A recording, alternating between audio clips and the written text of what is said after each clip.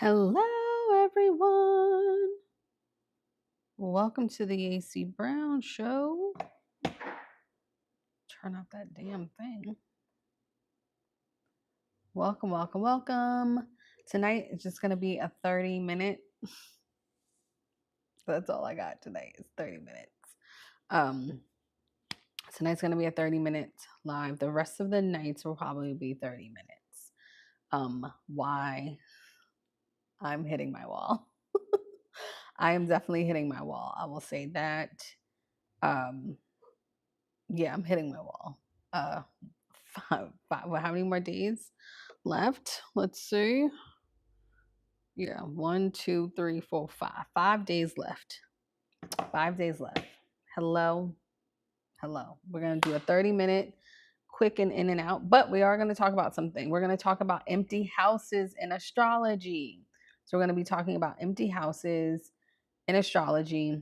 Because it's important. Empty houses. So that's what we're talking about. So if you have an empty house, I use whole sign astrology. So with whole sign astrology, it pushes things into its whole sign house. So I use whole sign astrology. So we're going to be talking about empty houses. And so, because everyone's always like, oh my God, my house is empty and this is empty and it's empty. And it's just like, it still means something. So we're going to talk about empty houses. So what are empty houses? So because I use whole sign astrology, there everything is kind of put in a house. And then some of your houses will not have any planets in there. They might not have any asteroids, but what's most important, do they have planets in there? You may have asteroids in there, but that's something different. So we're going to talk about empty house. So empty house refers to your birth chart where that house contains no planets. This is completely normal. And in most birth charts, people have that, okay? So in whole sign astrology, each house corresponds to an entire zodiac sign. So it makes it easier to identify which houses occupy that house and which empty. So there's a lot of misconceptions about empty houses, okay? So what empty houses don't mean, it doesn't mean that it's unimportant or something's missing from your life, that you'll never experience those themes or patterns or anything from that house. Nothing's wrong with your chart, that those qualities of that house don't affect you. That area is going to be empty. That happens a lot with the seventh house. Oh my God, does that mean I'm never going to be in love or get married or blah, blah, blah? My seventh house is empty and I've never had a problem getting a man. Okay. Now, the keeping, that's on them. But that's never been my issue. So, empty houses are really important. Okay. So, empty houses are important because when a house is empty, the planet that rules that sign, that's what becomes the primary signifier of that house and where it is. So the ruling planet sign placement, the house placement, any aspects to other planets, the overall condition of your chart. So that all becomes crucial for that empty house. Okay. So if you have empty houses, there's a few things that you want to know. So first and foremost, of course, you have to identify the sign that house is in. So in whole signs, there's an entire sign that rules that. So you have to identify that sign. So I'll use myself as an example. Capricorn is my second house. My second house is empty. Or I'll use Aries because my fifth house. Aries is my fifth house, and that's empty as well. So Aries is ruled by Mars. So Mars is in my fourth house in Pisces. So that is very important to a lot of those kind of activities. Okay. So you want to find the ruling planet of that house. Okay. Whatever the ruling planet is, you're determining where that rulership is. So you want to analyze that ruler's placement. So look for what house it's in, which sign it's in, if there's any aspects to it. Is it strong? Is it in detriment? Whatever the case may be. So that's what you need to do first and foremost. Someone said, my empty houses are the houses where my husband has all his planets. Yeah, so that's synastry stuff. So that makes sense. So if you have a empty first house, I'll go through the houses. If you have an empty first house, your identity is going to be expressed through the ruler of that first house's sign. Okay. It may take longer if your first house is empty for you to develop a sense of self, and your physical appearance and first expressions are going to be influenced by the ruler of the first house. Okay. So my fifth house is in Libra and my 12th house is in Taurus. They're both empty. So your fifth house in Libra. So you have to look at, for both of those, you have to look at where Venus is in your chart, and that's going to be the primary like driving force for those. Okay. So if you have an empty second house, money and possessions are managed through that ruler's placement. Value systems are influenced where that ruler is located, and your self-worth issues may surface through that ruler's aspects if you have an empty second house. Now, if you have an empty third house, so your communication style and your learning style is going to be influenced by wherever that ruler is. And your sibling relationships, your short trips, all is that going to be influenced by that ruler. Fourth house, same thing, family dynamics, wherever that ruler is, your emotional foundation, wherever that ruler of that is, real estate, etc. So that goes for all of the houses. For the fifth house, your creativity, your romance and dating life, and your children are all going to be influenced by the ruler of that house where that planet is in that sign. For the sixth house, same thing. Your daily routines, your work habits, service, pets, all of that ruler, first house, ruler of whatever house that is. Empty seventh house, you're going to look for where the ruler of that is, and then that's what influences your relationships, wherever that is. Empty eighth house, partners, money, inheritance, death, sex, transformation, the occult, transformation. You're going to look for where the ruler is of that eighth house. That's going to be the driving force of that. Same for the ninth house, higher learning, education, long distance travel, philosophies, your belief system, all of that. The 11th house, friends, hopes, dreams, wishes, desires, humanitarian causes. 12th house, same thing, spirituality. So what you want to do is pay attention when planets transit that house that's empty. You want to pay really great attention to that. You also want to study the ruler of that house. So like Rose said, who's watching from YouTube, she said that her fifth house and her 12th house are ruled by Venus. So she wants to pay attention to Venus in general. Venus is going to influence her subconscious mind. It's going to influence her love life, like all of that, or how she loves, because that's the planet. When you say the ruler of the house itself, right? So if your fifth house is in Libra and your 12th house is in Taurus, they're both empty. Where those two zodiacs are ruled by Venus, the planet Venus. So you're going to look to where Venus is in your chart, and that has the influence over those empty houses.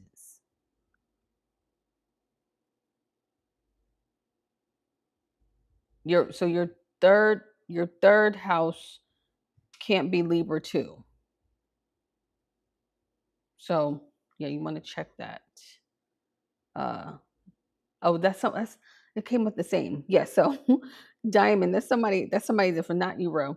So Diamond said, when you say the ruler of the house itself is like my third house and Libra is empty. Right. So you're gonna look to where Libra is at. So Libra is ruled by Venus. You're gonna look to see where Venus is in your chart. So that is what you're paying attention to. So wherever those houses are, or whatever's empty in those houses, you want to study the ruler of that. That's really important. So like I said, my second house is empty, so I study Saturn. My 8th house is empty, so I study the moon. My 10th house is empty, and my 7th house, which are both Mercury. So Mercury is really important in my chart when it comes to my career, when it comes to love, and I study Mars. So all of those empty houses. Okay, so your Venus sign is in Gemini, right? So that's going to be really important to how you have fun, romance, children, creativity, and your subconscious mind, because that is influencing, that's ruling those houses. Someone said, my 12th house is empty and my Venus is in Gemini in the 2nd house. So, same thing. That's your Venus is in your 12th house, I guess, is ruled by either a Taurus or Libra, and your Venus is in your 2nd house. So your values, money, your inner economy, that plays a big part to your subconscious or your inner world or your dream world or whatever you may be afraid of. That plays a huge part in there. So that's how that works. So empty houses are not bad, but don't ignore them. That doesn't mean that you're not going to be affected by them. It just means that you don't have, really what it means is that you don't have any karma there. You don't have any karma there. You don't have any influence there. It's not a past per se that you won't experience any bad things based off of that house. It just means that you don't have a lot of stuff to deal with. Like someone who has a stellium in, like, let's say the 3rd house or the 4th house, you won't have those same things to deal with. You'll just be looking at the ruler of that house, and that ruler will influence that house. So because my 2nd house is ruled by Saturn, where my Saturn is, that kind of influences it. So my Saturn's in my 11th house, so that influences my inner economy, my 11th house stuff. So my 2nd house is Leo and is empty besides the North Node and my Sun in the 4th. Yeah, so if your 2nd house is empty, so the North Node wouldn't count. I mean, South Node wouldn't count. I can that's not an empty house if that's what you're saying. Or is it beside the North Node is in your 3rd house and your Sun is in your 4th house? Or say that again. I'm a little confused on that one. So, any questions about that, people? Any questions? This is a quick one because, like I said, I had a long day today. I had a lot of calls, both client, personal. I have 5 days left. And I only slept maybe 3 hours last night. I had the worst sleep. Oh, God. My South Node. Yeah, so it wouldn't be empty then. If your South Node, if your South Node is in your 2nd house, then it's not empty. The nodes count. There's influence there, especially North Node or South Node. So how do you interpret when you have a stellium and some of your planets are in a favorable sign in that house and others may not be favorable? You know, here's the thing about astrology. You have to work with what you have, right? And so when you're thinking about favorable or not, you want to go where, who do you want to show the most love to, right? I guess you can look at, like, if you have a planet that's not so favorable, but there's another planet that does have favor there, of course there's going to be influence there, but you just have to work with it in that house. My Mars hates being in Pisces, but I also have my Sun in Pisces and I have my Venus in Pisces. So it's like a catch-22. I use, you take the good, you take the bad. I lean more into the good qualities of my Mars because it's supported. That's how I look at it. Somebody said, so the IC in the house means not empty, correct? No, if the IC there, DC, MC is just there, that is considered empty because my IC is in my 5th house, but it's empty. It's influence there, but it's not as influential as a planet. So empty 11th house ruled by Uranus, and your Uranus is in ninth in the Sag. So that's going to influence more of your travel, your belief system. Your Sagittarius kind of influences that. So empty house as it relates to planets. Yeah, so if you have an empty house, that zodiac sign has a ruling planet, you're going to look to where that ruling planet is, and that's going to have the influence over that house, wherever that ruling planet sign is, and whatever house it's in. Nodes count. Yeah, nodes count. Chiron counts because they're such big, North Node and South Node, they're big influences. Chiron counts. I don't consider that empty, but the DC, IC, MC, I would say yeah and no, because those are more, I like to say that's empty. For me, that's how I read it. I'm not too familiar with my North Node, and I'm curious about it. North Node in the 10th house. So yeah, we're North Node in the 10th house. Your sun is there, but we're talking about empty houses. My 3rd house is empty in Libra, and my 9th house is empty. My Mars and Venus are in Aquarius in the 7th house, where I have my Aquarius one. Does that mean I'm crazy? It doesn't mean you're crazy. It just means that it doesn't mean you're crazy. It just means that your relationships are going to have those themes of Mars and Venus. So there's going to be some type of karmic energy that you're working through in this lifetime through the lens of Mars and Venus. It doesn't mean you're crazy. In whole signs is the ruler of the 8th house. No, it depends what your ruler is. You have to go by what your ruler. So my 8th house is Cancer. So the moon rules my 8th house. So wherever my moon is. So you have to look at your rising sign, not in general. So if you're Aries rising, then yes, then that would be correct. But if you're not an Aries rising, then it would be a different ruler. So is the midheaven count? No, if you just have the midheaven there, in my experience from reading charts, it's because the midheaven's energy, it's like somebody said when we talked about the midheaven, it's your radio station. So it's like your aura that you emit. I don't consider that empty with the midheaven.